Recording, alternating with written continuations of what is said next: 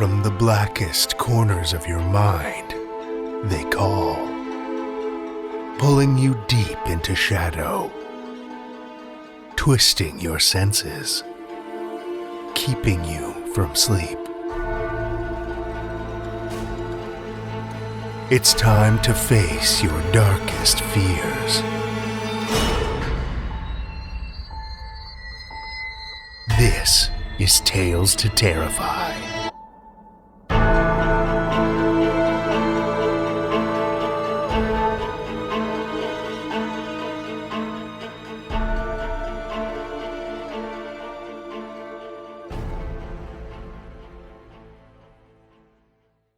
Good evening, children of the night, and welcome. I have a little something extra to share with you today. At the end of last week, I had the opportunity to sit down, remotely, with John Palisano, the president of the Horror Writers Association.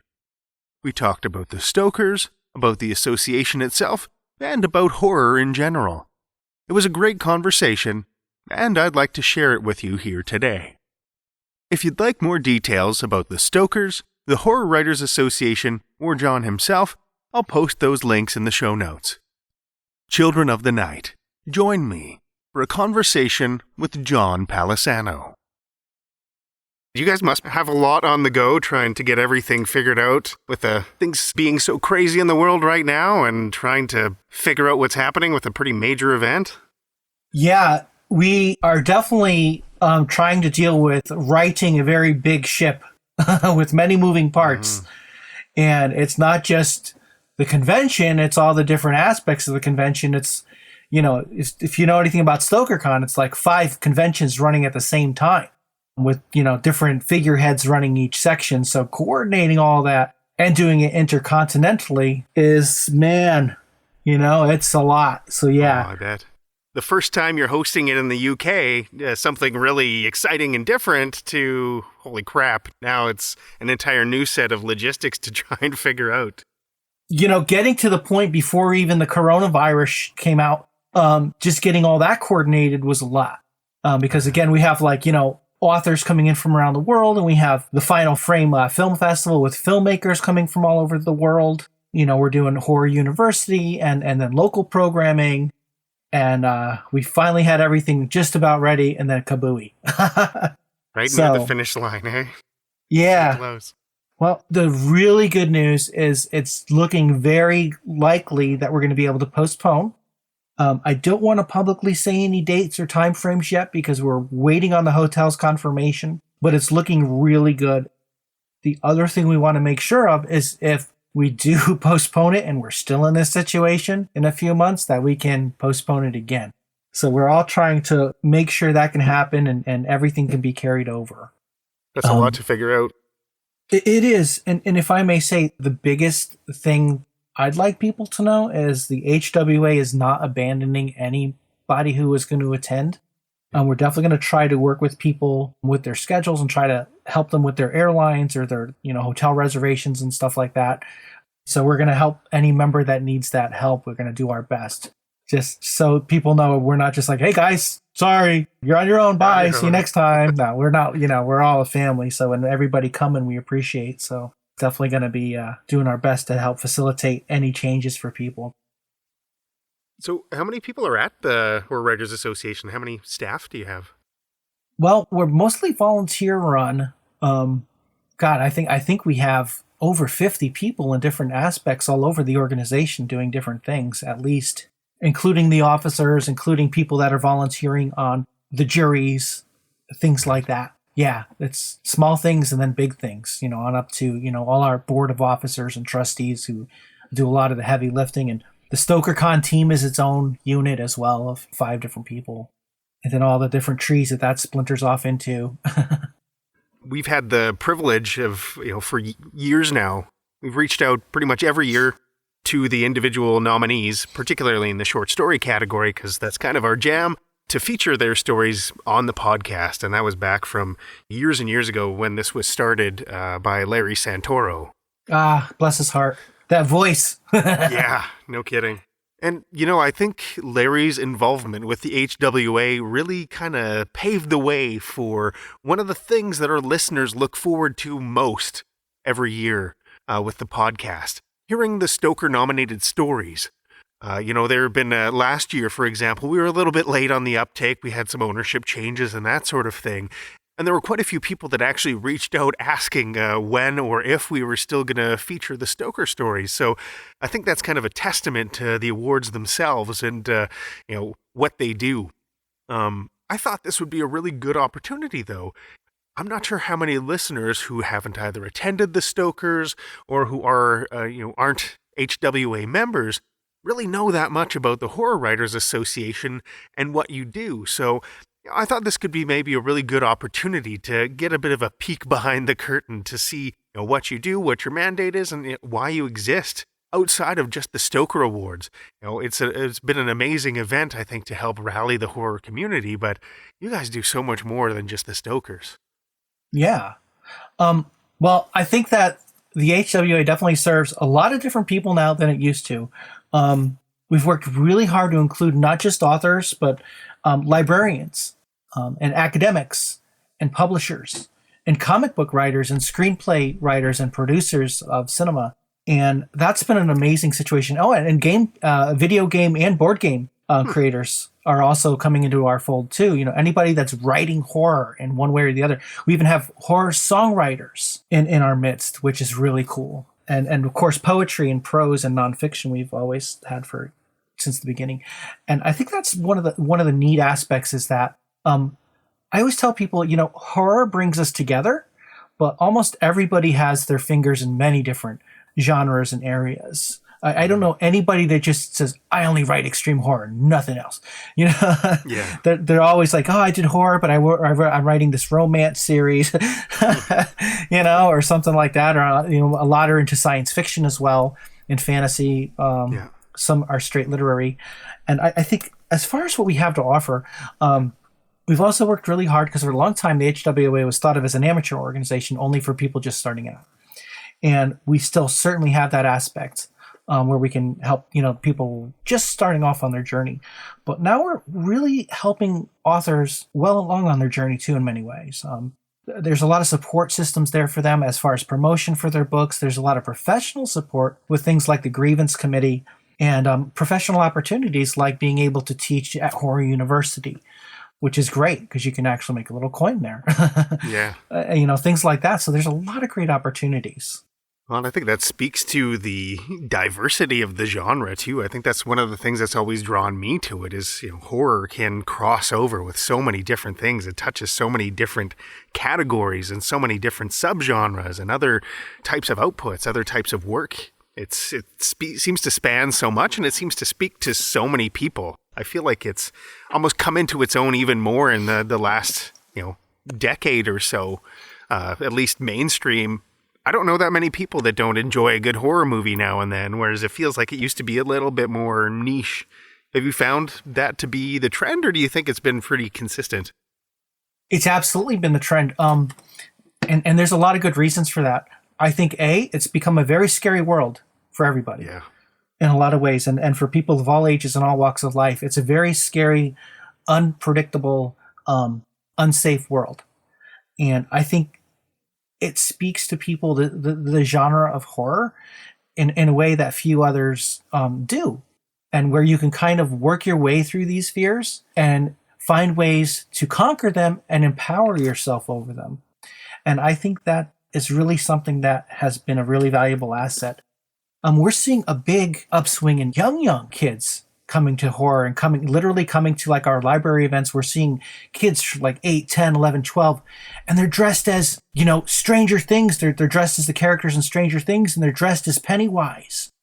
And I'll talk to them and say, what draws you to this? And they're like, well, when I go out with my friends, I never know what's around the corner now.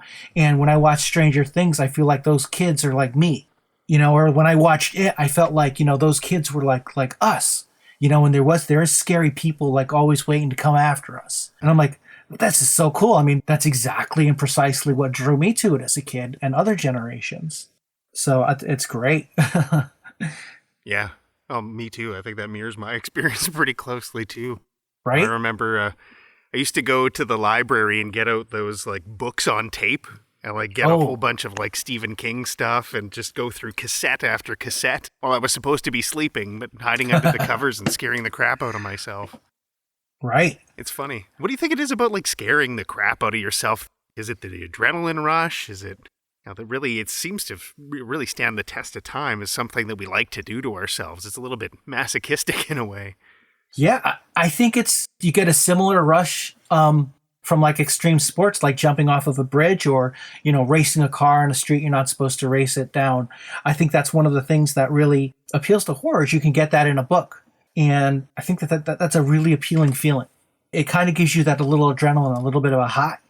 You're like, oh my God, I don't believe that. If you're watching an extreme horror film like Saw or something for the first time and you're like, I don't believe it. And you get that kind of like wound up feeling. And I think it kind of, it can become kind of like an addiction in a way. And again, I do think a lot of it too has to do with folks just kind of like psyching themselves up and kind of like working out things. Like you go to a gym to work out to get strong. In one ways, I think horror works out your emotions to get stronger in a lot of ways. And I think a lot of the people that are drawn to the genre need that kind of strengthening somewhere, somehow. Something has caused them to want to become stronger in the face of fear. Yeah, feel a little bit, not quite desensitized, but yeah, more comfortable with the concept. Yeah, absolutely. And it is fun. I mean, the dark stuff is fun, Yeah, especially when you can explore it in fiction instead of like in yourself, right? Totally. Several years back, when Clive Barker, he was signing one of the first Aberrat books. And I said, oh, this is so cool, and this is such a beautiful book and great. And he said, oh, I don't know if the kids are going to go for it. It's so dark. And I said, oh, no, man, the kids love the dark stuff. Think about it. Wizard of Oz. They love the scary parts of that. They're waiting for that. Valrog and Fantasia. That was like the coolest part. You know what I mean? And he's like, oh, yeah. So I was like, even the little kids kind of like that. They like the darker stuff. They a lot of them are drawn to that immediately. That's the fun one, the fun part. Well, it's funny too. When you're young, you almost remember the nightmares more than you remember the good dreams, right? Those are the ones that stick with you. Totally. Those are the ones you talk about to your friends. Oh my God, I had this dream last night. I was yada yada. This thing was after me, or Jason was after me, and you cut your head off, Billy. What do you mean he cut my head off? Should have cut your head off. So, how long have you been with the Horror Writers Association then? Well, a long time. I know it's going on probably 15 years now. And I started when I first went to my first World Horrors and stuff. I didn't know anybody, and I was scared.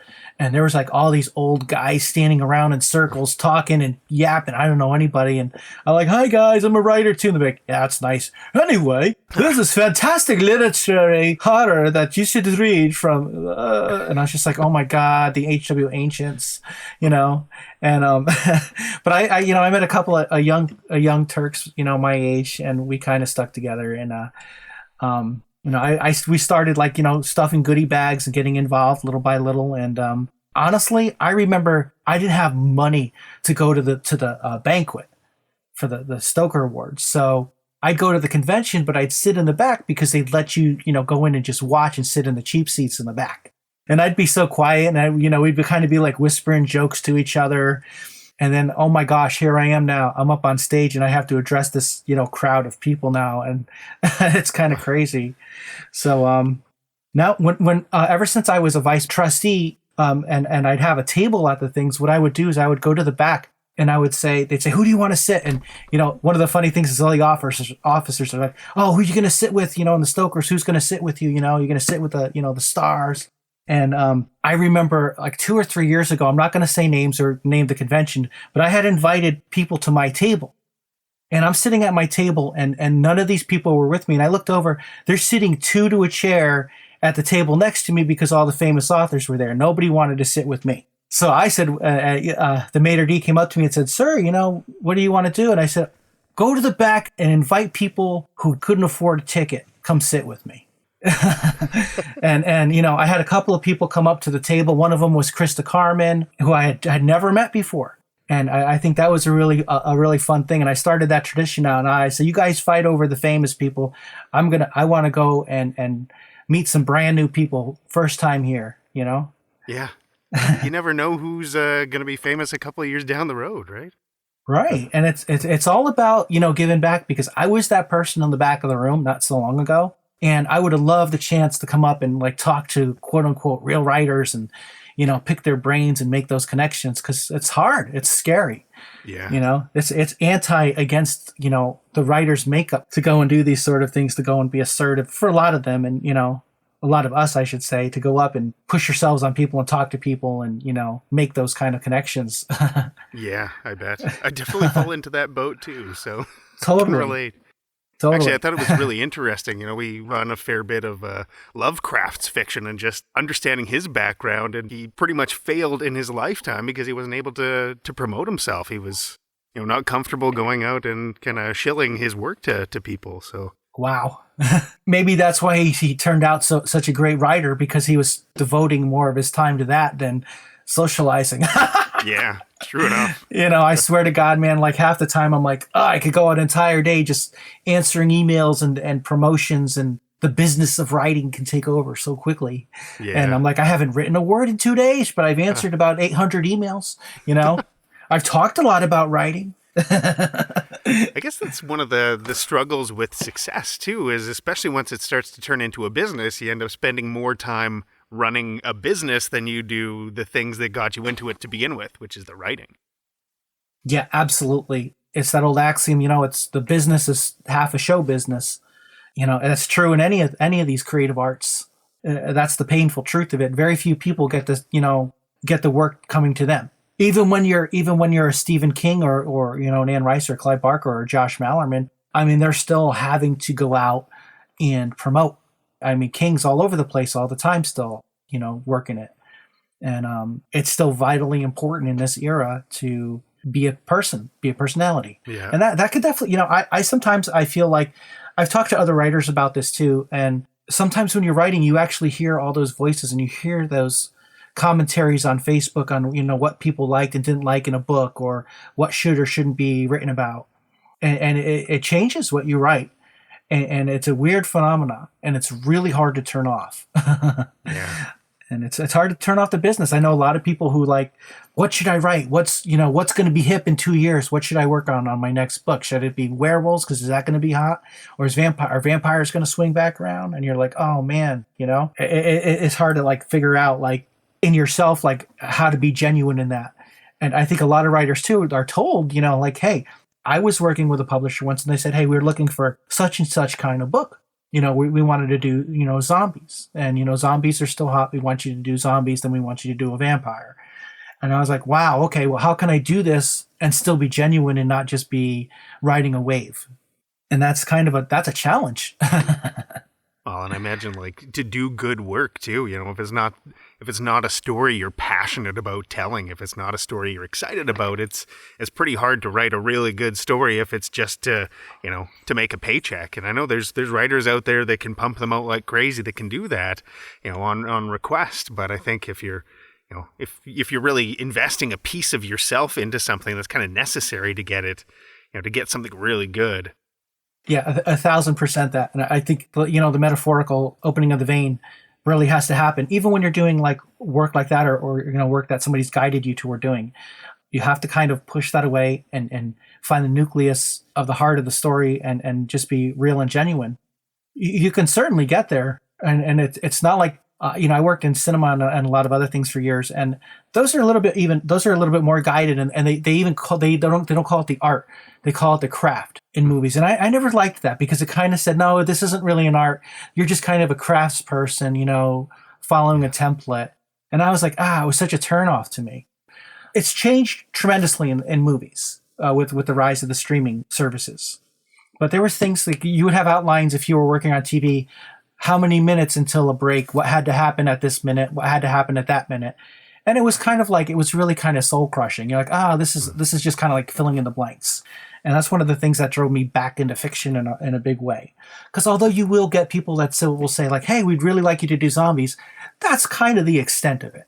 They're not going to be like, well, it needs to be in, Mississippi in 1942, and there has to be this, they're not like that specific. They're like, well, we're doing a zombie line, do a zombie. So it's not that bad, which is, I think for most of us, we could think of like 10 zombie pitches in like 10 minutes, if we had to. Yeah. Fair enough, eh? Right? So what do you think is next? I mean, zombies, I feel like we've been riding that wave for a while now. We had that bit of a vampire wave. What do you think is next? Do you see any trends emerging? Yeah, the biggest trend we're seeing right now is the rise of the folk horror, FOLK. Films like Midsommar and the new Color Out of Space adaptation are kind of folk and weird fiction really kind of taking hold, and it's a very different feel, and it's more literary, and it's more traditional cinema style. It's more story based than monster based. And that is definitely something that we're seeing in a big way. I mean, Jordan Peele is an amazing example of where horror is going, where expectations are subverted and horror is being used in ways it's never been used before. And I think that's a really exciting change. And I think we're only going to see more of it, especially as these projects, these films and books are really getting a lot of notice, and they're gaining a lot of steam. There's a lot of horror fiction now, like The Boatman's Daughter and a couple of books like that. And again, Josh Malerman's books, where they're more like, they're not slasher films, and they're not splatter, gore. And I think folks are really realizing that horror is no longer Jason and Freddy and Saw, but it has this amazing ability to make commentary on things. I think that's drawing a lot of people in who didn't think they liked horror until they saw these kinds of projects. And they go, oh, I like this. Is interesting. I really like that Good Omens from Neil Gaiman show, and you realize, well, that's horror. And they're like, oh, well, that's commenting on so many great things. Yeah. Yeah. Cool, right? So. Yeah, again, I think it speaks so much to the diversity of the genre, too, and how many angles it can take. And like you said, I think there's times where something is horror, and it's even debated. I've heard quite a bit of debate around The Lighthouse, for example. Like, is that horror? Is it a thriller? Like, what is that movie? I think that's another good example of that really literary style horror that's drawing people in. Stuff with real depth to it. Yeah. Well, I think in the case of something like that, it's more a case of a mood that it's making you feel something, and you don't know how or why, and that's great. It is making you feel like that same feeling you felt after seeing a horror film. You feel a little icky and weird, and there was something wrong about that. And that's making you think, and it's making you feel. And I think those are the two things that horror does wonderfully. And if a movie does that, if it makes you feel kind of off and kind of bad in a way, or made you kind of rethink things, then it could certainly count as horror. I mean, Silence of the Lambs, of course, is horror. The Exorcist. Mm-hmm. I mean, Schindler's List, definitely could count as horror. I mean, it's a nonfiction dramatization, but it certainly hit all the marks. Yeah. It had all the suspenseful scenes. I mean, is Jaws a horror film?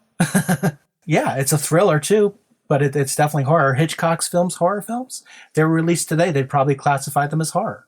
Yeah, true enough. So, at the time they were thrillers. So, yeah, it's just really good stuff. Really, really high quality, wonderfully made stuff coming in. So the Horror Writers Association supports the creation of those kinds of works. And like you said, it's kind of expanded what you've included within it. I'm curious, podcasts are becoming more and more popular too. I don't know if you feature much within the Horror Writers Association. Here's the thing. We've had the discussion with multimedia properties before. The biggest thing that folks want to know is, why isn't there a Stoker category for this, that, or the other thing? Well, we go back to our original byline of the organization, which is we support the written word. So if there's a written word component to it, then we have something. Without the written word, without a script, without a play chart or something like that, it becomes very difficult. It's for the same reason we don't have a Stoker for best cover artwork or best painting of the year. We feel like there's other organizations that are much more well equipped to handle that sort of a thing. But these forms of art are definitely embraced and celebrated in other ways. I'm of the feeling, and this is really controversial. I know I could get filleted by a lot of people for this, but I'm not crazy about the HWA just being known for the Bram Stoker Awards. And there's a good reason for that, because the award is great, but it really is. It's an amazing thing. We get to share it around the world. We get to help support a lot of work that way. But then 6 months later, everybody still has to go out and keep making more work. And, the award's on the shelf, and then, get back in front of your computer and write more stuff, I really like to promote things beyond just an award. And I think we're doing things like that with like the Anne Radcliffe Academic Conference and with Librarians Day and with the Final Frame Film Festival. And they have their own kind of awards and accolades that they give out. And I think that that's kind of a superior way to kind of do that. And as far as, podcasts, there's so many great horror podcasts. Larkspur was a great one. I mean, there's been so many. What was it? Night Vale that was out a few years ago. Mm-hmm. All terrific things. And I think that the book that came out around that was actually, I think it might have been one of the finalists that year. The unscripted podcasts too are terrific. Like the Ghost Magnet with Bridget from Playboy is amazing. Brian Keene's We Cannot Talk About Podcasts Without Talking About the Horror Show. Everybody's favorite. I love that. Yeah. But I mean, is there a written component to that? Nah. It's hard, What do you think? I'd like to hear what you think about that being a podcast, right? And doing that. Yeah, I think the written word component, I think that being a part of your mandate, that makes a lot of sense to me. And it really depends. There's like you said, there's such a diversity in podcasts too, even within the horror genre. Ours, I think, tends to be a little bit more of that literary based. I mean, we've had actually, I think 3 out of the 5 nominees for the short story category this year have recently had stories on the podcast. Yeah. So something like ours is a little bit different in that respect, but it's interesting even within the podcast space. There's not really competition.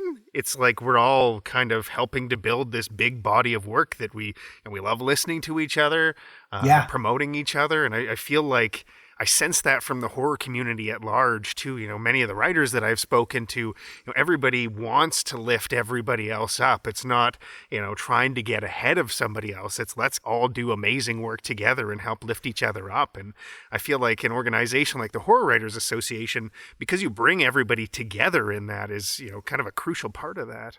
Yeah. And, once in a while for things like our old iMailer, we were getting people listing their podcast and saying, hey, we have this podcast. I don't see a lot of people sending us stuff to promote. And I would love that. If anybody's listening, please go to our site and send us your stuff. We'd love to promote more horror podcasts. And, we have our blog and our members can promote every Saturday our Facebook feed, which is something ridiculous, like 15,000 people are subscribed to it. Our members can promote there every Saturday and put a promotional post up. Personally, I have seen a lot of results from my own projects from posting to that, and I know others have as well. So I encourage everybody to utilize that. It's a great promotional avenue for podcasts. So do you find that most of the people, I mean, it's probably hard to tell to some degree, but most of the people you have interactions with or that participate in the Horror Writers Association or go to the website, is it mostly writers, or have you seen an increase in like listeners and readers and other people consuming horror participating there? Yeah, mostly writers.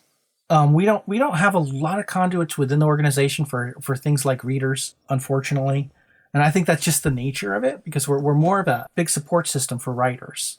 And publishing and other professionals in the horror genre.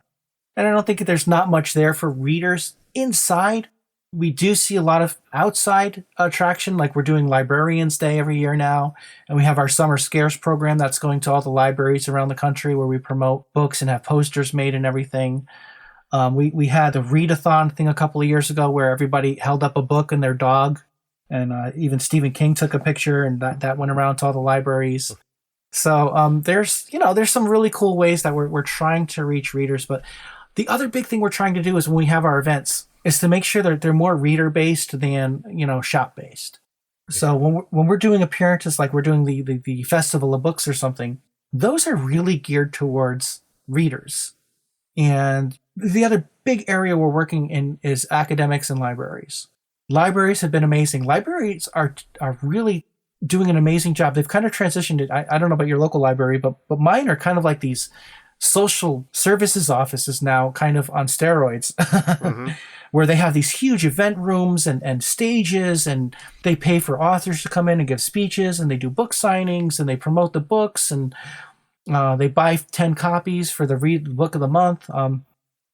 Our one of our local libraries just had Sylvia Moreno Garcia come, and they rented out this big auditorium for her to do a big talk, and they promoted the book, and they made a big display, and you know, it's really kind of cool that they're supporting, you know, authors, and they have budgets.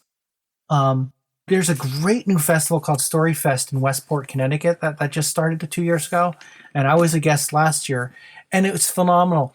This library, they gutted the inside of this library, which is a huge building, and it's like this huge event hall now. And it's like the Ritz or something in New York City. And they have a huge stage with lights and multimedia. And they're getting some big people like Paul Tremblay, Grady Hendrix, Mallory O'Meara were there last year, Ellen Datlow.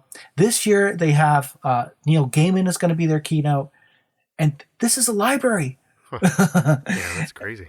Because they're getting like state funds and federal funds and city funds to be cultural centers. So that's one of the things the HWA is partnering on big time, so we can help our authors be promoted there as well and promote literacy. So very exciting times. Yeah, it's kind of amazing how, I mean, I guess it's a necessary thing to kind of keep up with the times. Not everybody just goes to check out books. I mean, that's part of it, but... Yeah, talking to librarians out here and stuff, they are moving more towards things like that. Because as we're seeing, you know, social services and stuff, offices collapsing and changing, they're folding a lot of that into libraries. We're also seeing a lot of independent bookstores and big chain bookstores kind of changing. And a lot of that slack is being taken up by the library system. It's, you know, honestly, I'm kind of personally a traditionalist. When I went to the library, my first question was like, oh my God, where are all the bookshelves? And they're like, oh, because there was like 4 bookshelves in this huge space. And they look more like, you know, decorative kind of things at Gwyneth Paltrow's house or something versus like a real like bookshelf. You know what I mean? Yeah. And they're like, oh, that's all downstairs. And then downstairs looked like a traditional library, the first floor, which was my comfort zone because that's what I grew up with. I loved, you know, getting lost in the stacks, and it was quiet and, you know, shh, I'm reading. Yeah. You know, now it's like I go to the library and it's like everybody's looking on the phone, and the librarians are having loud conversations with people on the middle of the floor. I'm like, oh my God, what is going on? I'm trying to write here, people. I thought this was a library, you know? But they're supporting literature, and they're getting a lot of people in there for other things who are then grabbing books. And hey, they're going to sit at the back of the room and check out Sylvia when she's chatting because, hey, that's cool. I've never seen an author talk before. Yeah. And they're going to grab the book on the way out and check it out. So A+ in my book. Yeah, no kidding. The smell. That's what I miss is like the smell of walking into the library, just being surrounded by all the, like that kind of sweet, musty smell. There's few things better, especially on a rainy winter day. Oh, no kidding. It's like the best thing in the world. You're like, okay, just everybody go away. I don't care about anything else. See you later. And they got the new Stephen King, so bye. Yeah. I don't know. Was there anything else that you kind of wanted to share with the listeners, either about Horror Writers Association or about any of the things you do? I think the biggest thing to know is that HWA is our members' organization. It's not mine. It's not the officers. It's for them, and it reflects them. And my door is always open, president@horror.org. And I want to reflect what our members' needs are, not what mine are, what I think they need. And I think that's a really important aspect that a lot of people don't realize. Through feedback, I mean, we even got a new Bram Stoker category a couple of years ago because we needed a short nonfiction, which we were missing, which was weird. So it's everybody's organization who belongs to it. And I think that's something to remember. That's how I feel it should be run. And I think that we're all in this side by side, not on top and below each other. That's great. I really appreciate you taking some time. Like I said, I know your schedule's probably pretty busy, so it's nice to get a chance to chat and totally just learn more about the HWA. Yeah, well, thank you, Drew. I mean, I appreciate your time as well. It's definitely a very different world at the moment than it's been. So, no kidding. It's unprecedented and weird and man, but we'll get through it. And we have our horror books and movies and podcasts to stay connected with through all this insanity. Horror has gotten us through before. It will get us through again. Yeah. That's kind of that thing that when you finish a good horror novel, it proves that it could always be worse, right? Yeah, totally. Well, thanks so much for your time. Take care. You too.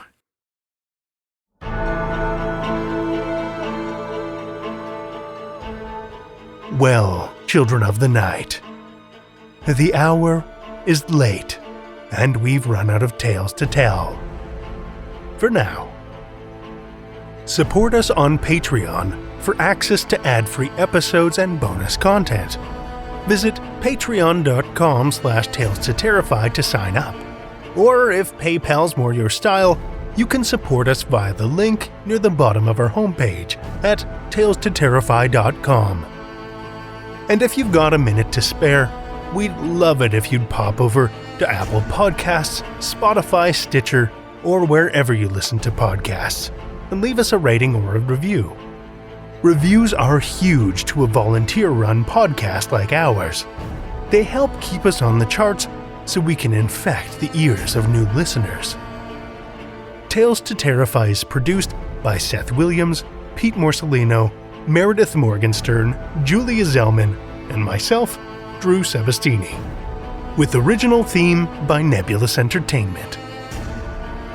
Tales to Terrify is distributed under a Creative Commons Attribution, Non-Commercial, No Derivatives license. Join us again next week as we pull you back down into darkness with more Tales to Terrify.